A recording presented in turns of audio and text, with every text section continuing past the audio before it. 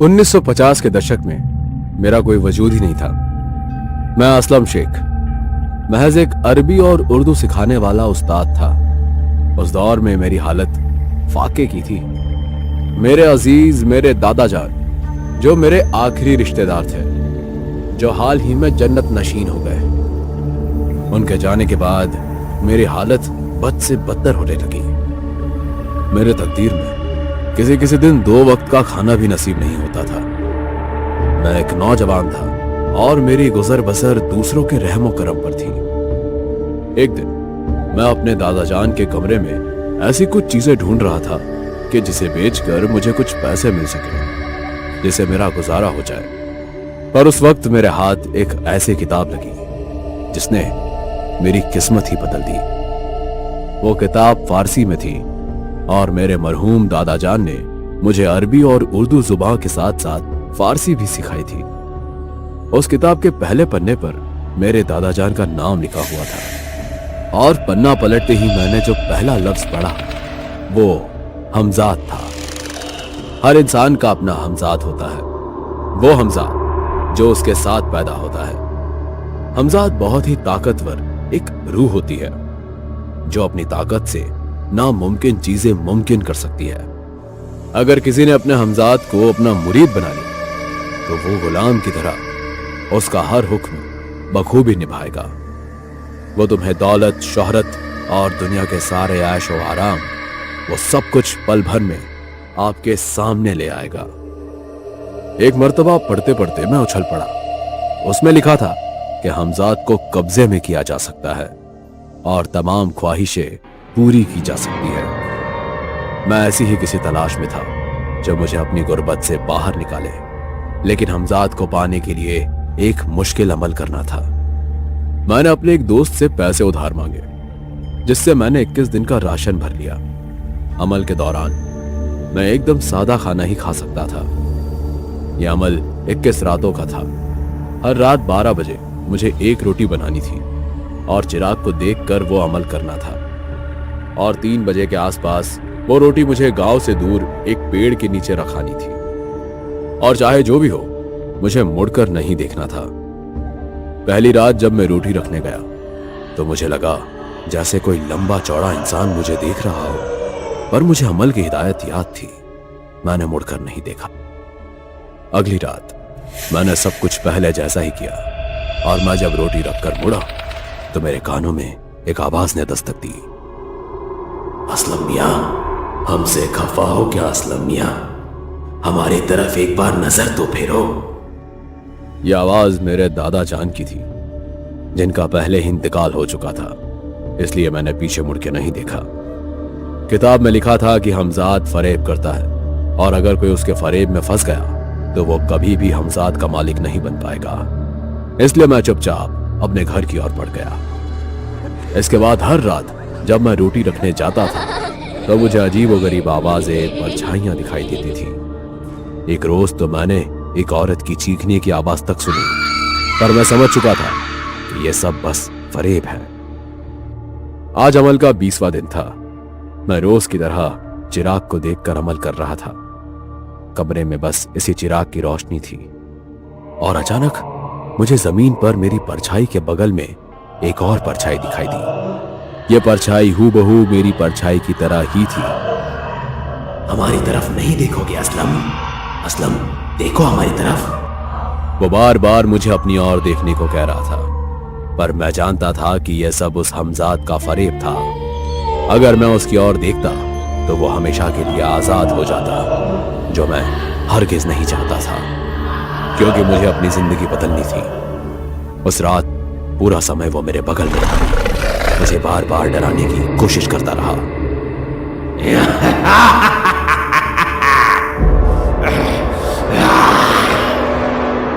मैं बड़ी शिद्दत से अपना अमल कर रहा था। घड़ी में 3 बज गए और मेरे अमल पूरा करते ही मेरे बगल से मेरा हमजाद गायब हो गया। आज आखिरी रात थी जब मुझे पेड़ के नीचे रोटी रखनी थी। मैं जानता था कि हमजाद कुछ ना कुछ जरूर करेगा, और वैसा ही हुआ। जब मैं रोटी रखकर वापस निकल रहा था तो मुझे जानी पहचानी आवाज सुनाई थी। मैं तुम्हारा ही हमजाद हूं। मुझे पाने के लिए ही तो ये अमल कर रहे हो। लो, मैं तुम्हारे सामने खड़ा हूं, चाहो तो मुझे अपने साथ घर ले चलो। मैं हमजाद की बातों में आने ही वाला था, पर उस वक्त एक तेज हवा के झोंके के साथ उस हमजाद का तिलिस्म टूट गया और मुझे होश आ गया। मैं समझ गया कि यह हमजाद फिर से मेरे साथ फरेब कर रहा है और मैं बिना पीछे घूमे अपने घर लौट आया। उस पूरी रात मुझे ऐसा लगा जैसे मुझे कोई घूर रहा है, पर मेरे कमरे में कोई था ही नहीं सिवाय उस चिराग के। अगली रात आई और यह अमल की आखिरी रात थी। मैंने रोज की तरह अमल पढ़ना शुरू कर दिया। मेरे कमरे में ऐसा महसूस हो रहा था जैसे कोई तूफान आ रहा हो। अचानक तेज आंधी चलने लगी। कमरे का दरवाजा अपने आप पटक रहा था। मैंने फिर भी अमल से अपनी नजर नहीं उठाई। एक वक्त ऐसा आया कि मुझे ऐसा लगा कि मैं जहां बैठा हूं वो जमीन नहीं बल्कि जलता हुआ कोयला है। मुझे आग की गर्मी महसूस हो रही थी, पर मैं जानता था कि यह सब बस फरेब है उस हमजाद का जिस पर मैं काबू पाना चाहता था। वो 3 घंटे मेरे लिए दोज़ख की आग की तरह थे। जैसे तैसे मैंने अमल पूरा किया और मेरा कमरा पहले जैसा हो गया। आज मुझे कोई रोटी नहीं पहुंचानी थी। मैं डरते डरते कमरे में सो गया।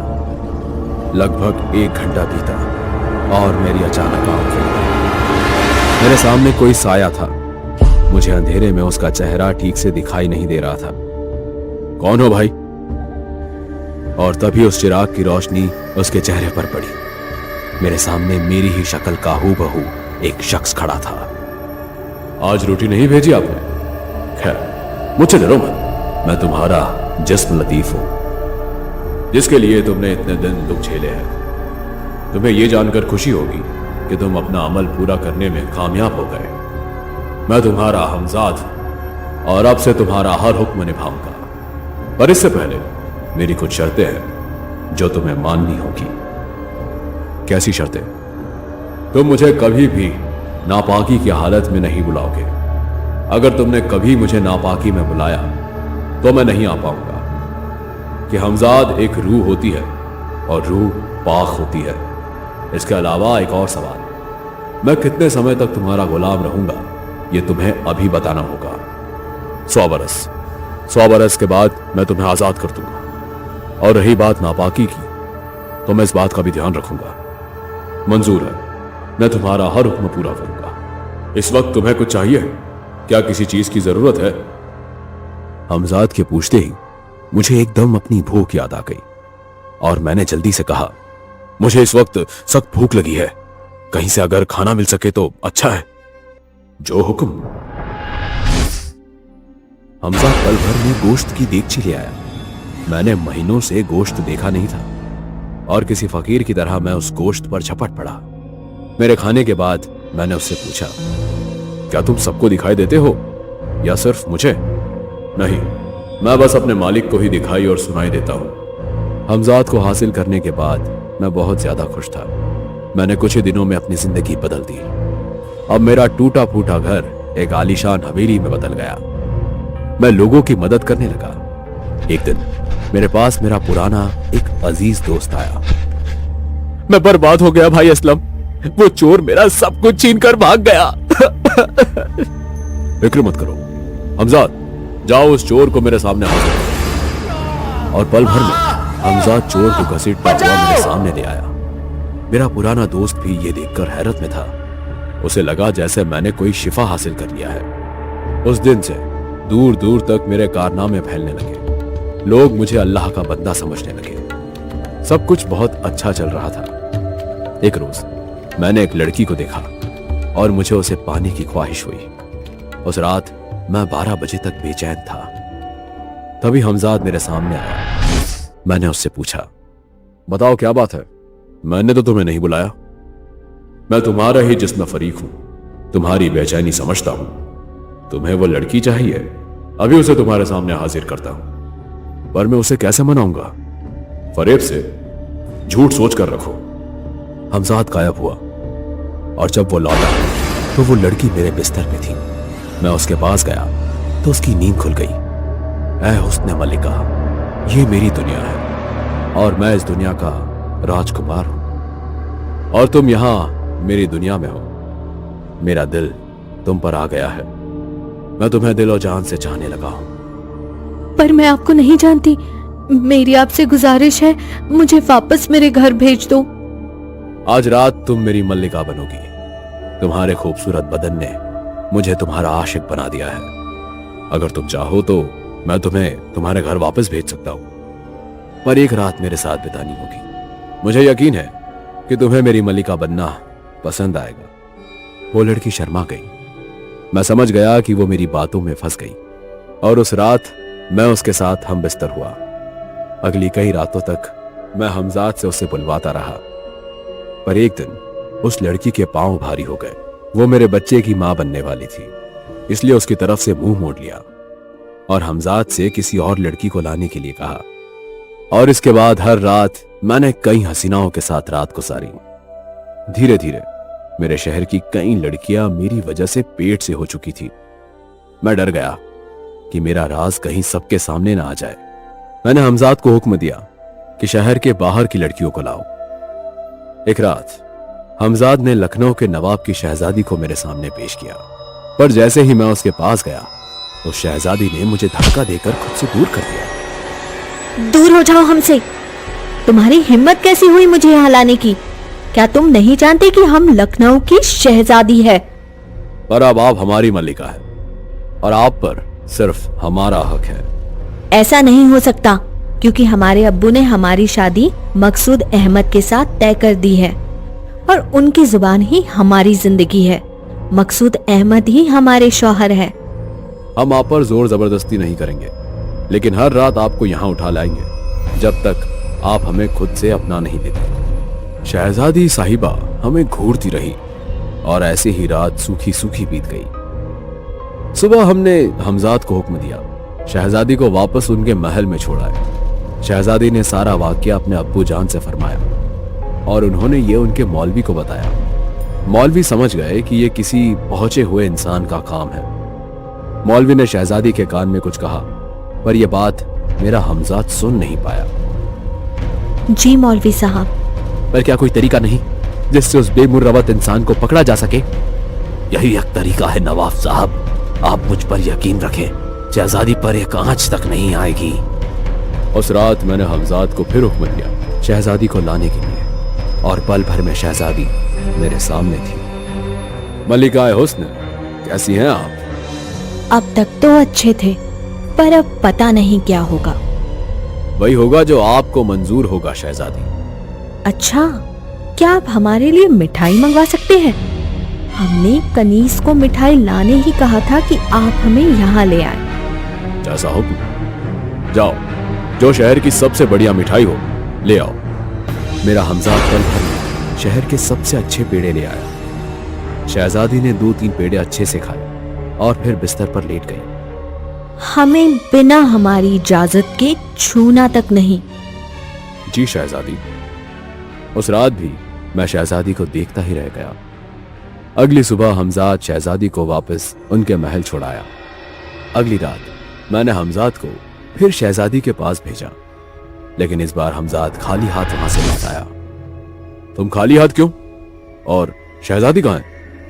मेरे आका, मैं शहजादी के करीब ना जा सका क्योंकि उसके आसपास हिसार खिंचा गया है। अगर मैं उनके करीब गया तो पूरी तरह खत्म हो जाऊंगा। मुझे 2 रातों से किसी औरत का जिस्म नहीं मिला था। मैं बेचैन था, इसलिए मैंने हमजाद से किसी और लड़की को लाने के लिए कहा और एक भूखे शेर की तरह मैं उस लड़की पर झपट पड़ा। मैं इस बात से अनजान था कि मौलवी ने मेरे शहर की मिठाई देखकर ही मेरे बारे में सब पता कर लिया था। यहां मैं हुस्न का लुत्फ उठाने में मशरूफ था और वहां मौलवी साहब मेरी शख्सियत मिटाने में। अचानक मेरे दरवाजे पर जोर जोर से ठक ठक हुई। मैं चिढ़ गया और अपना लिबास पहनकर दरवाजा खोलने गया। इतनी रात में किस मनहूस की मौत आई है? देखा कि मेरी मौत का पैगाम लिए हुए कुछ आदमी सामने खड़े थे। वो मुझे कत्ल करने आए थे, जिनके हाथों में हथियार नजर आ रहे थे। पकड़ो इसे, ये बचने ना पाए। कत्ल कर दो इस खबीस का। हमजाद! हमजाद, मेरे हमजाद! मैं अपने हमजाद को आवाजें लगा रहा था, पर वो मुझे बचाने नहीं आया। मुझे ध्यान आया कि मैं उस वक्त नापाकी की हालत में था। मैं अपनी जान बचाकर दूसरे कमरे की ओर भागा। वहां मैंने पानी से भरा एक कलसा देखा। उस कलसे में इतना ही पानी था कि उससे सिर्फ मेरा सर ही भीग सका। मैं जैसे ही दूसरा कलसा उठाने लगा, उतने में एक शख्स ने आके मेरी गर्दन पर चाकू घुमा दिया और मेरी गर्दन धड़ से अलग हो गई। मैं तड़प रहा था। हमजाद! तभी वो मौलवी मेरे सामने आया। नापाकी में तुम्हारा हमजाद तुम्हारे पास नहीं आएगा। अब तुम चाहो दोज़ख की आग में चलो। बेमुरव्वत इंसान, तुमने अपने हमजाद का ऐसा गलत इस्तेमाल किया। मर जाओ खबीस। मैं हमजाद की शर्त कैसे भूल गया। हमजाद!